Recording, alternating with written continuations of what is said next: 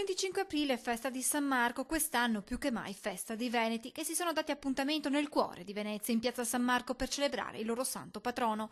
Anche dalla Marca Trevigiana, pronti a partire in centinaia per raggiungere il capoluogo. In piazza tutti i movimenti indipendentisti, da Veneto Stato alla Life, da Indipendenza Veneta a Veneto Serenissimo Stato a plebiscito.eu.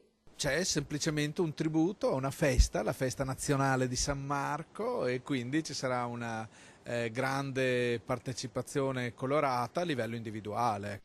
Nessuna manifestazione organizzata, ma solo iniziative dei singoli cittadini per festeggiare la storia veneta, spiega Albert Gardin di Veneto Serenissimo Stato, che da 4 anni porta a Venezia la festa dei Veneti senza aver mai potuto raggiungere piazza San Marco. Quest'anno però Veneto Serenissimo Stato parteciperà alla messa solenne in Basilica con 10 suoi deputati che indosseranno la fascia cerimoniale della Repubblica Veneta. Nel pomeriggio poi daranno vita alla processione di San Marco, sempre in piazza, perché, spiega Gardin, si tratta di una celebrazione religiosa e non politica.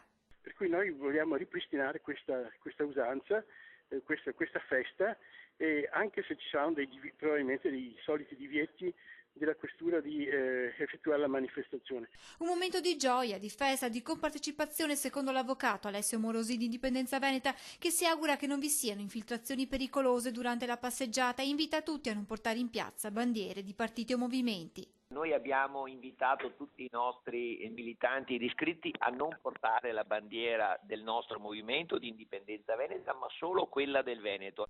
È un ritrovo spontaneo di persone che vogliono festeggiare il loro santo patrono. Così Antonio Guadagnini di Veneto Stato sintetizza l'appuntamento di venerdì, al quale hanno già annunciato di essere presenti anche Franco Rocchetta e Lucio Chiavegato, 2 dei venetisti arrestati qualche settimana fa dalla procura di Brescia. Sarà l'occasione per vederli, per salutarli, per sapere com'è andata. Per me la questione è questa: non vorrei che venisse strumentalizzata in nessun modo, che ci fossero degli alibi per impedirci di fare una cosa